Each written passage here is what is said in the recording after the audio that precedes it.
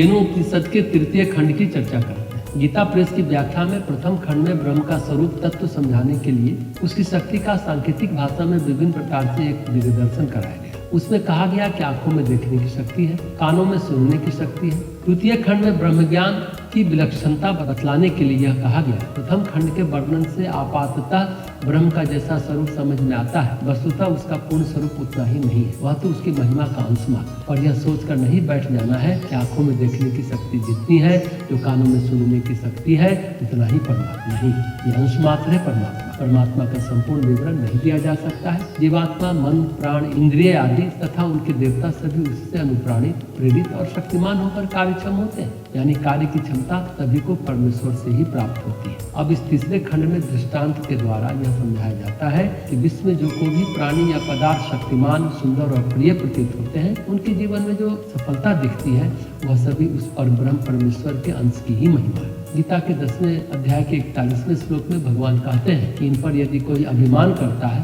तो बहुत बड़ी भूल करता है। भगवान ने गीता में कहा, बलम बलवताम अस्मि, मतलब बलवानों का बल मैं हूँ।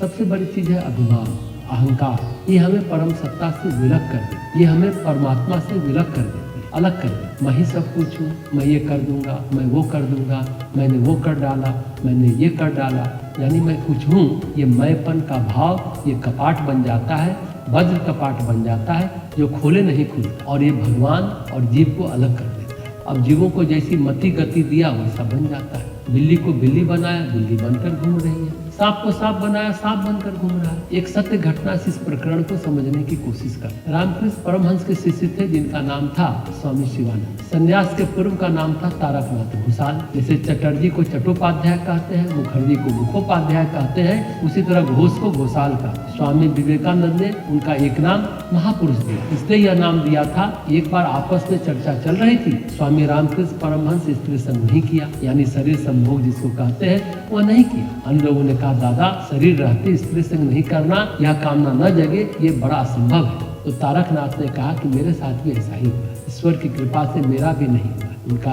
तो विवाह भी हुआ था, लेकिन उन्होंने कभी पत्नी से संबंध नहीं लिया। बाद में पत्नी का देहांत भी हो गया था। तो स्वामी विवेकानंद ने कहा कि दादा आप तो महापुरुष हैं। एक बार विवेकानंद गहन ध्यान में थे और ध्यान से निकले तो सामने तारकनाथ घोषाल यानी स्वामी शिवानंद यानी महापुरुष खड़े। स्वामी विवेकानंद ने कहा, दादा मैं ध्यान में पूर्व जन्म का अवलोकन कर रहा था तो मैंने देखा कि मैं बुद्ध बनकर आया था और आप आनंद बनकर आए थे। यह प्रसंग महापुरुष किताब जो छपी है उसमें इसका वर्णन है। वही शिवानंद स्वामी का जब देह छूटने का अंतिम समय आया, वे देह बोध से आत्मबोध में पहुंचने लगे। स्वामी शिवानंद के शिष्य थे खगेंद्र, जो उनकी सेवा करते थे। अंतिम समय में उनको भी प्रणाम करने लगे। तो उन्होंने कहा कि महाराज हमसे कोई गलती हो गई क्या जो आप मुझे प्रणाम कर रहे हैं? ना ना ना ना, तुम्हें प्रणाम नहीं कर रहा, भगवत कृपा से हमें पता चल गया कि सब नारायण है, सब परमात्मा है। पूछा आपको कैसा अनुभव हो रहा है? उन्होंने कहा जो लोग दिखते हैं उनमें उनका इष्ट देवता दिखता है। जैसे तुम्हारा इष्ट तुम्हारे हृदय में दिखता है। आप तो बिल्ली को भी प्रणाम कर रहे हैं, उसमें आपको कौन सा इष्ट दिखता है? वो तो कोई पूजा पाठ करती नहीं, उसमें भी हमें ज्योति स्वरूप परमात्मा दिखता है। वो बीमार बहुत रहते थे। डॉक्टर आया, पूछा how are you? I am fine. महाराज आपकी जो रिपोर्ट आ रही है जांच की, उसमें तो आप बीमार हो। Oh now you asking about my body, मतलब आप मेरे शरीर के बारे में पूछ रहे हैं। Then ask to Khagendra, Khagendra से पूछो। He knows well, I don't know, मतलब वो जानता है मैं नहीं जानता शरीर कैसा है। तो खगेंद्र ने पूछा आप जानते नहीं कि शरीर कैसा है? चुप रहो, ये मेरे बुढ़ापे का ध्यान है। बुढ़ापे का ध्यान का मतलब क्या हुआ?